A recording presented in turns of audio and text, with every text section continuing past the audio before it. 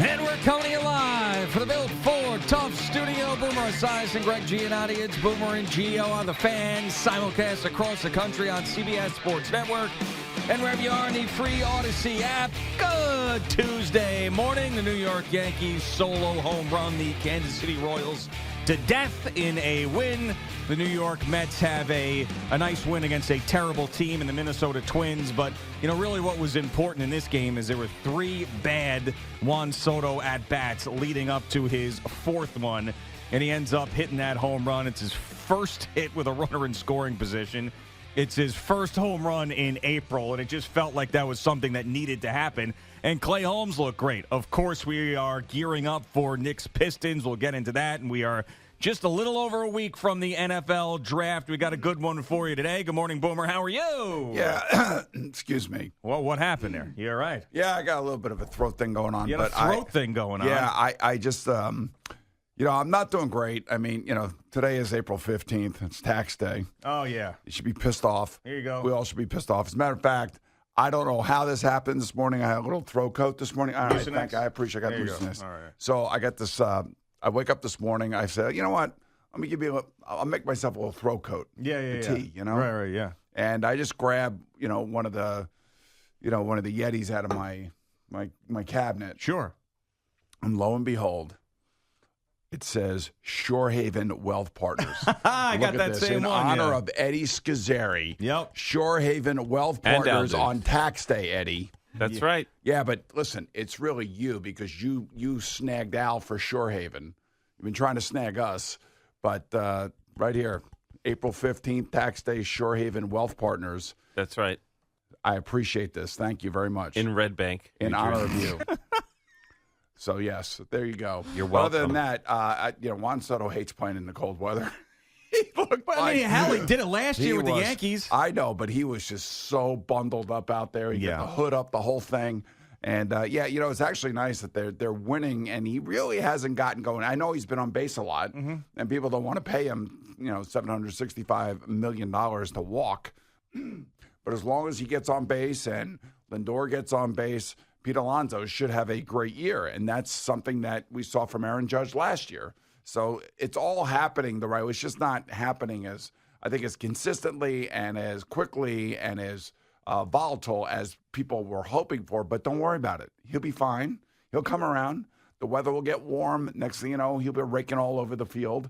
And the fact of the matter is the Mets are still winning, even though this was his first home run in April. Yeah, I mean, I'm not going to dissect his individual performance and get upset with it when the Mets are winning. Now, if the record was flipped and they were 6 games under 500 and he wasn't doing anything, yeah, I mean, that would be a problem. But they're winning, and also Pete Alonso is having one of the best starts to a season he's ever had.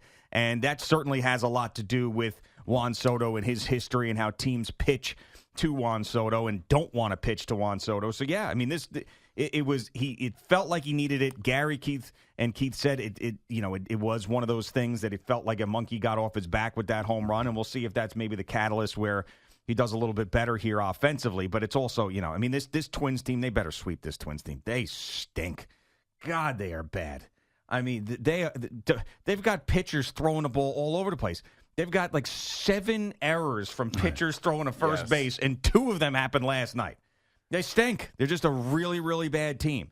So I don't blame the fine people out there in Minnesota not going to those games in the freezing cold when they got a team that sucks. But the Mets better go in there like a tornado and just whip them around and then come back and have a even better record. Is it weird that the football team plays indoors and the baseball team plays outdoors? Yeah, it is. Especially given, March and April out there in Minnesota is probably a lot like November. Yeah, I was shocked when they built that stadium outdoors. I mean, I could not believe it. And I always wanted the Vikings to play outside again. I love that because I always feel like some of those dome teams can be, soft on the road in the playoffs, so they got to go into a place like Philadelphia or Green Bay or something like that. But now, I will also say that this is the soft underbelly of the Mets schedule. Certainly. So when you think about the Twins, the Athletics, the Marlins, they've played 6 times. These are games that they need to win, and they should win. That's what Ronnie told us when we had him on opening day. Underbelly. He said that if you look at their schedule early, they should be able to stack some wins. They're doing exactly that. But yeah, they got to take the next two games of this series against that team. You can't lose. And Clay Holmes, he had struggled a little bit in the fifth, but that was his best start by far that he's had. And you just see a little bit more from him every single start, which makes sense as he makes his transition to be a starter. But when he is on, like he's on, he strikes out a lot of guys. He ends up getting the ground balls when they make contact. And that's so far, so good with Clay Holmes. I mean, it was a little shaky in the beginning, but and I know this team stinks. I get it. He's not, facing the Philadelphia Phillies, but he did exactly what he needed to do last night. And to see that swing and miss stuff that he's got is encouraging for sure. Yeah, well, that's the pitching lab for you. Pitching lab. I mean, Mets got a pitching lab. So they threw him in there and said, let's see what you got. Yeah. And they actually identified him as a starter. Mm-hmm. So far, so good. And after, what Senga did the day before, things are okay. I'm not going to get crazy and start beating the drum that they're going to the World Series for sure. No. Can't do that. They're playing. But Can't do that. What I'm going to do is I'm going to say, okay, just keep winning series. That's what I want you to do. I mean, and that's all I can ask for. And they're getting production throughout the lineup. I know it's not great, but you know what? Luis Acuna Jr. should be the second baseman. Just leave him out there. Yeah. Leave him out there for defensive purposes. Leave him out there. He's starting to hit now a little bit. And, this whole thing with Beatty at third base and Vientos at DH, I don't mind any of that. And especially if they want to keep Beatty up here. But Acuna should be the second baseman. And again, last night in the middle of things, he's starting to, become an offensive production, and this is what they expected from him. And maybe the more he gets comfortable, the better he's going to be. So he needs to play. Yeah, and I've been an advocate of that. That's why I was shocked that Jeff McNeil came back. They were saying how, we don't want to bring Iglesias back because we want to give these young guys an opportunity. But then it's like Jeff McNeil is still here. I mean, the upside for Jeff McNeil, we know, is someone who a few years ago won a batting title, but it wasn't like he was lighting the world on fire. You know what it is? The upside for Acuna is much greater than Jeff McNeil. It's depth. Depth. It's depth. Depth. We found that out. We found that out last night from Anthony Gallo. Yeah, the Mets got depth. By the way, it's like catch a stray or subtweet, like those things where people subtweet. Like, you remember that back in the day was a subtweet was basically you knew that person was talking about a particular person, but they didn't name them. Oh, you know what I'm saying? And he did that with you this morning. I didn't appreciate it. He did that with me. Yeah, didn't appreciate it. All right. We'll have to talk to Antifa Anthony later on. Antifa Anthony. Have a little conversation with him. Guy doesn't have a lot of depth. Don't have depth. See, but the Mets do have depth. They do have depth. He was talking about deft or deaf. He goes deft, I think. You hear a T. At deft. I hear deaf. If you listen really closely, deft.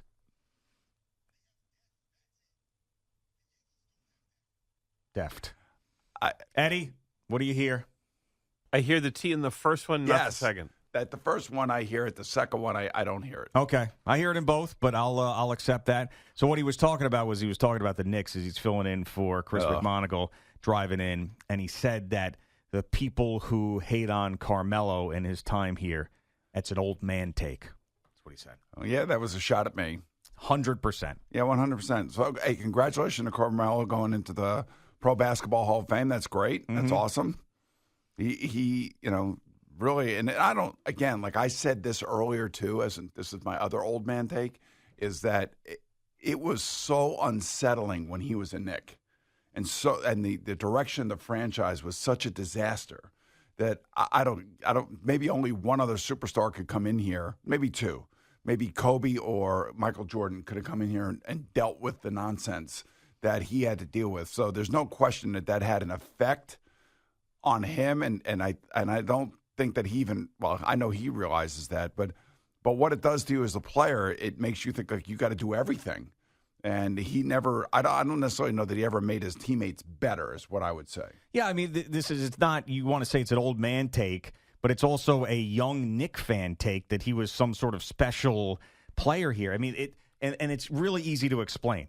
there are people that are your age that saw championships. There's guys that are my age, didn't see championships, but grew up with the 90s Knicks. Then there's guys that are Antifa Anthony's age who weren't old enough to watch the 90s Knicks, clearly weren't alive for the championships, that had to deal with all the nonsense of guys like Eddie Curry and Mike Sweetney and Jerome James and Steve Francis and Stephon Marbury and on and on and on. Right, yeah, and Carmelo was in the middle of that. And then Carmelo comes, Yes. and it's like, okay, they feel legitimate for the first time in my lifetime, and they're making the playoffs and yada, yada, yada. And Amari Stoudemire and Carmelo, for those guys, were special. But, You know, the amazing thing was, if you remember, when the Knicks signed Amari Stoudemire, Phoenix wanted to keep him. But they only offered him 2 years because they knew that he only had 2 years left on those knees. Microfracture surgery. Yes. Yep.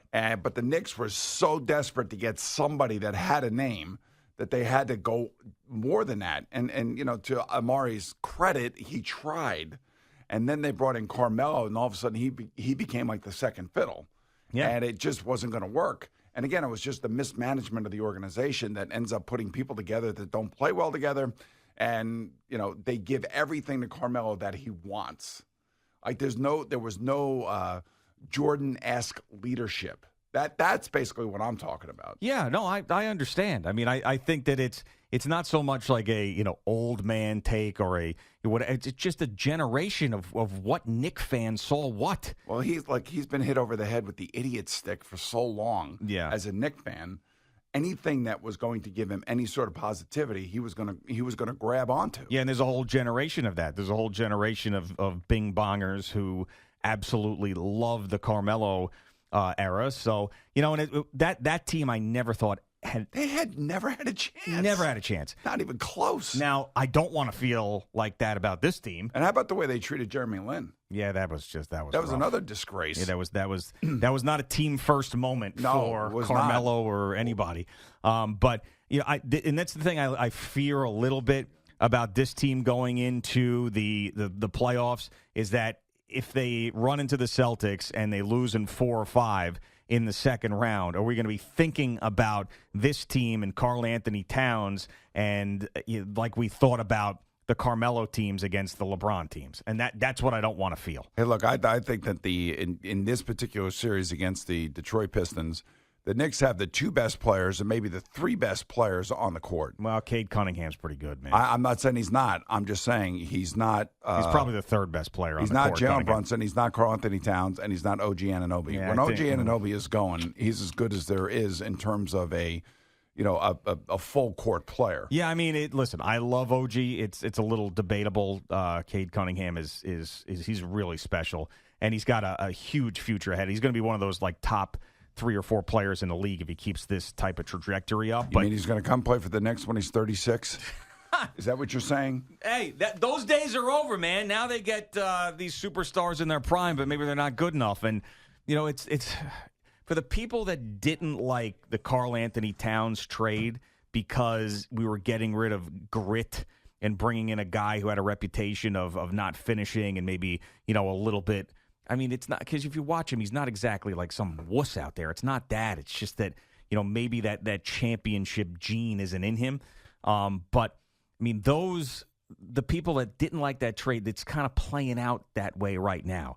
But they haven't played in the playoffs yet. 51 wins. I mean, yeah, but you know what I'm talking about. Well, now this is where what they say, the rubber meets the road, gene. Well, I mean, they don't beat good teams. They don't play defense. I mean, we all know. Well, they need to get that fixed. Like, you heard Coach Tibbs say that. Okay, well. He said we got to get the stuff fixed. Yeah. Are you sick? Is that what this is? Is this a No, sickness? I don't know what. No, it's not a sickness. All right. I don't know what it is. See, but you were in Vegas. You were flying. Yeah. You definitely picked up some germs, right? Possibly. Yeah. It just could have been the dryness. The dryness? But you sounded fine yesterday. It was a dry heat out there in Vegas. I think you were. And then when you get on an airplane, that's kind of dry. I think you were in an incubation period yesterday. You think so? Definitely incubation spot. Yeah, incubation spot for sure. Now it's coming out of you. So I could see a little glassy eye thing going too. Yeah, I was up watching the Rangers, the Knicks. I mean, the Mets and the Yankees. So the little glassy eyed spot is what was that? The Rangers just coming back from a 2-goal deficit. When did that happen? Yeah, that never happened until last night. Actually played their best game last night. Keep Matt Rempe in the freaking lineup. The guy can play hockey. Are you going to the Islander game tonight? Yes. Okay. It's Could be Matt's last game, so I want to show up, support. Do you put a 17 jersey on? Yeah, I don't think so. I've got one for you if you need it. So under the weather, that's a burning the candle at both ends spot. Why don't you just clam up, all right? I'll be ready to rock and roll. Just relax. Wow. Yeah, all right. And by the way, you two, we have to have a meeting after the show today. After the podcast. Yeah. No, not after the podcast, before the podcast, because I don't want to stay and wait for the podcast. What happened? All right, well, Allie came to me and complained. And I know that you know what I'm going to bring up here. Oh, actually, this is a positive thing. I thought you were going to be thanking me and Eddie. No, because you haven't done anything.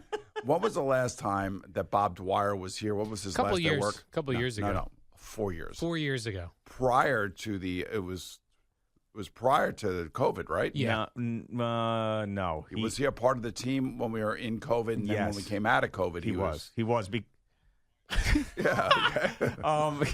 Yes, he was there with COVID because if you remember during the Boomer Cooks segments, he was there. Actually, he was very funny with his one-liners. So it's when everybody started coming back to work that he ended up he was working from home a little too much. So he worked back in the show office, which is where you two guys have your office. Correct. And nothing has been moved from where he sits. I mean, there is like stuff in there. Actually, things have been added somehow. All right. So, yeah, some books have been added. And I packed up some of the things that he asked me to pack up and sent them to him. Right. So for all these years, Allie's been doing our makeup, and she's had to do it in a makeup. Like she's had to make up an area special for us. A makeshift makeup area. Yeah, makeshift. That's it. That's the word. Yeah, thank you. You're welcome. And so she came to me and she goes, I went to Al and Eddie, and I want to make that back there the makeup area for everybody, and I want to do a professional job. I want to set it up because I'm a professional and you guys are stars. And then when I said, I totally get that. I totally understand that. How come that hasn't been done? Well, that came up yesterday, and it is in motion. I went to the proper authorities. I said we need to clear out all those old computers. I will throw out all the garbage. And so Big you've just Hurls been is on sitting it. back there for 4 years with that crap building up. I did notice the other day. I was like, boy, there's a lot of stuff over here.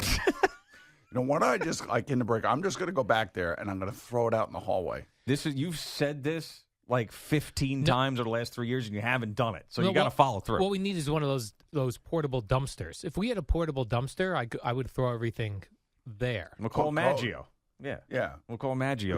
We got a garbage guy we can call. Yeah. And by the way, I don't know about you guys leaving the building.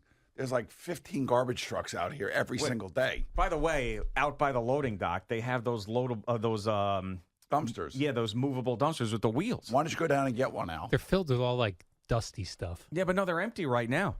Right now, they're empty. You can go Just get go yourself grab one. This is New York City. Everything's a labor union. I can't touch nothing. You don't want to touch anything. That's the problem. You Hell can yeah. go down there and you can go grab yourself a No, dumpster. there'd be a big rat in front of this building. Inflatable. That is true. There have been rats in front of this building. Yeah.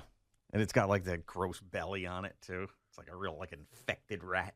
They really go all out with that blow-up rat. They do, yes. So why were you getting on him? Did they tell Allie no or something? Well, they haven't done anything. I haven't This noticed. happened yesterday. This has been going on for 3 years. I will No, say it though, hasn't. normally I sit on something. When we decided this yesterday, I said I'm going to immediately get things in motion in case this gets asked. Because there's some equipment in there which may be still. For what? For World War II broadcasts? They started using that desk as almost like a dumping ground for old monitors. Really weird. It's ridiculous. You need to take a picture of that, All right. and you need to put it out there and just show how unprofessional you two guys are. And there's some setup there which occasionally Cap will come in and look at, but I don't know exactly what it's for. Used to be the old TriCaster system. What? What are we doing? I Just get told it out. Allie this. That's got to be like a classic. There's going to be a big mirror with all those light bulbs around it. Yeah. So you Yeah, guys yeah. can really see yourselves in it. Yeah, Well, she's got to that's- start doing hair now, too. Sick of doing my own hair. And we need a professional chair in there.